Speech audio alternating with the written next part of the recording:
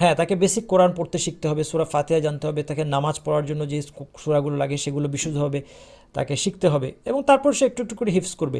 কিন্তু তাকে যে কোনো মূল্যে মেরে পিঠে হাফেজ বানাবো এটা না। এই জন্য আমরা কি করছি আজকে, এটার সাথে লিঙ্কড আরেকটা করণীয়র মধ্যে একটা ব্যাপার হচ্ছে যে এই যে আমরা আমরা শর্টকাটটা খুঁজি। আমরা ওই যে হাফেজ বানানোর জন্য আমাদের যা যা করণীয় এত কিছু তো আমি করতে চাই না। আমি চাই আমি এক জায়গায় দিয়ে দিব, হাফেজ হয়ে বের হবে, যেটা আমি বললাম ওই যে কারখানা কনসেপ্ট।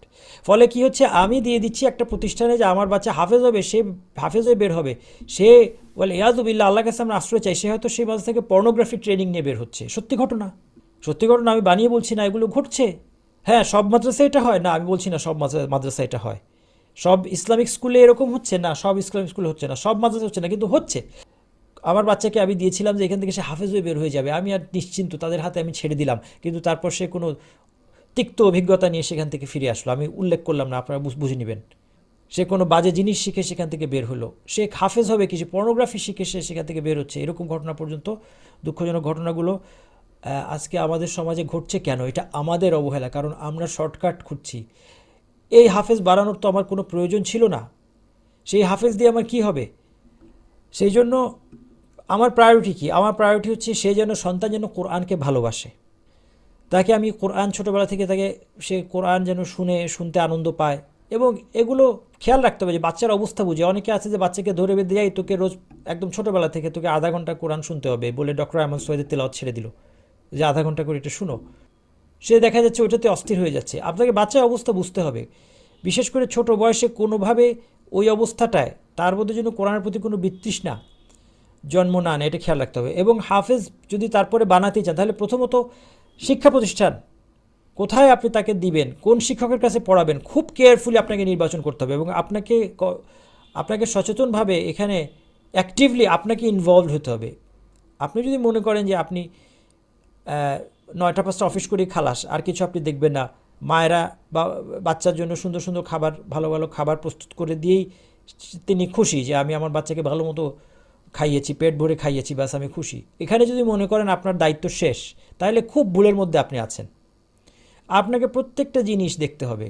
যেটা আপনি দায়িত্ব শিক্ষককে দিয়েছেন, সেই শিক্ষকের সাথে আপনি বসবেন, কীভাবে পড়াচ্ছে, আপনি সেই শিক্ষকের ছাত্র হয়ে যান, একসাথে দুজনে পড়েন, আপনি দেখেন সে কীভাবে পড়াচ্ছে। এবং এই প্রতিষ্ঠান নির্বাচন করতে হবে খুব সতর্কভাবে। একটা প্রতিষ্ঠানে দিয়ে দিলাম, তারপর সে সেখান থেকে ইসলাম সম্পর্কেই বিভ্রান্তি নিয়ে বের হলো, এরকম। অর্থাৎ সবচেয়ে গুরুত্বপূর্ণ ছিল দিন সম্পর্কে সঠিক জ্ঞান, সেটাই তার নষ্ট হয়ে গেল। সে দিন সম্পর্কে অনেক ভুল তথ্য শিখে বের হলো, সেই হাফেজ দিয়ে আমার কী হবে? উৎসাহ এবং শাসন, এই দুইটার একটা সুন্দর ব্যালেন্স দরকার। উৎসাহটা সবসময় হচ্ছে গাইডিং ফ্যাক্টর, হচ্ছে উৎসাহ। উৎসাহ যদি টোটালি না থাকে, শুধু শাসন করে হাফেজ বাড়ানো, এটা সঠিক পদ্ধতি নয়। আবার শুধু উৎসাহ দিয়েও সবটা হবে না, এটাও ঠিক।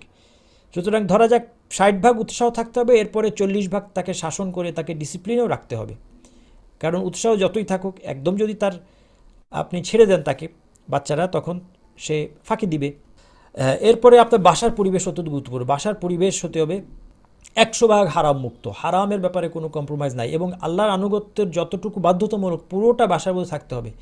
আপনার বাসার মধ্যে আপনার যেই পরিধি, যেখানে আপনার অথরিটি কাজ করে, সেই জায়গার মধ্যে যদি কোনো ধরনের শরীয়ত বিরোধী, আল্লাহর অপছন্দনীয় বিষয় থাকে, তাহলে চলবে না, নিজের জীবনেও না, এবং আপনার বাসার সদস্যরা যারা আছে তাদের মধ্যেও এটা থাকলে চলবে না।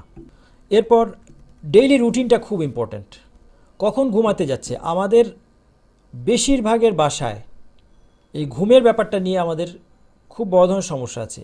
শুধু বাচ্চাকে একলা ঘুম পাড়িয়ে দিলে হবে না, গোটা বাসা 10টার সময় লাইট অফ। যদি আপনার বাসায় 10টার সময় সবাই ঘুমাতে না যায়, এবং ফজরের সময় প্রপার রেস্টের পর সবাই ঘুম থেকে উঠে তাদের কাজকর্ম শুরু করে না দেয়, তাহলে সেই বাসায় হাফেজ হিসেবে গড়ে ওঠা কষ্ট হয়ে যাবে। খাদ্যাভ্যাস, বিশ্রাম, কি খাওয়াচ্ছেন, খুব ইম্পর্ট্যান্ট। এগুলো ইমপ্লিমেন্ট করতে হবে, এগুলো এখন করার অপেক্ষায় আছে, আমাদের জানার কিছু বাকি নাই। বিশ্রাম, প্রপার বিশ্রাম নিতে হবে। দুপুরবেলা অন্তত যেন অবশ্যই বাচ্চার একটা রেস্ট হয়, অর্থাৎ টানা একটা মানুষ কখনো, এই জন্য কাইলুলার কথা এসেছে হাদিসের মধ্যে, মধ্যাহ্নে অথবা দুপুরে একটু রেস্টের দরকার আছে। এরপর অনেকেই আরেকটা ভুল করেন, এটা বিশেষ বাবাদেরকে বলবো যে মায়ের হাতে সব কিছু ছেড়ে দিয়ে নিশ্চিত, এটা ঠিক না। হতেই পারে যে মা সব কিছু সামলাতে পারে, আর বাচ্চারা মায়েদের কাছ থেকে সুযোগ নেয়।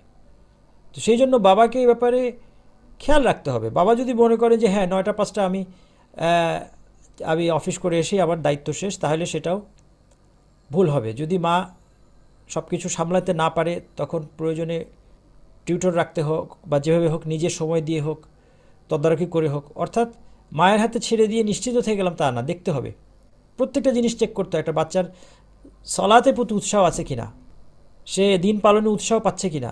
দেখা যাচ্ছে তাকে আমি হাফেজ বানাচ্ছি কিন্তু সে সুযোগ পেলে মসজিদ ফাঁকি দিচ্ছে, নামাজ ফাঁকি দিচ্ছে, তাহলে বুঝতে হবে আমার তারবিয়ার মধ্যে একটা বড় ধরনের গলদ আছে। আমি তার মধ্যে নামাজের গুরুত্ব তার মধ্যে সৃষ্টি করতে পারিনি, নামাজের প্রতি উৎসাহ তার মনের মধ্যে সৃষ্টি করতে পারিনি। এই জন্য মোট কথা এটা যদি আমি সারমর্ম করি যে কীভাবে আপনি হাফিজ বানাবেন, কারণ আসলে এরপর যেটা কোরআন শিক্ষা দেওয়ার যে প্রক্রিয়াটা আছে এটা তো শিক্ষকরা দিবেন, তো সেটা আসলে সরাসরি মা বাবার কাজ না, কিন্তু মা বাবারা এটার মধ্যে ইনভলভড হবেন, নিজেরা কোরআন শিক্ষা করবেন এবং এই জিনিসগুলো চিন্তা করবেন। সর্বোপরি হচ্ছে খুব সতর্কতার সাথে প্রতিষ্ঠান নির্বাচন করতে হবে এবং হাফেজ হওয়ার প্রক্রিয়ার শুরু থেকে শেষ পর্যন্ত মা বাবা উভয়কে কিংবা কমপক্ষে একজনকে ফুল টাইম ইনভলভ থাকতে হবে। এটা কোনো পার্ট টাইম কাজ না, ফুল টাইম ইনভলভ থাকতে হবে।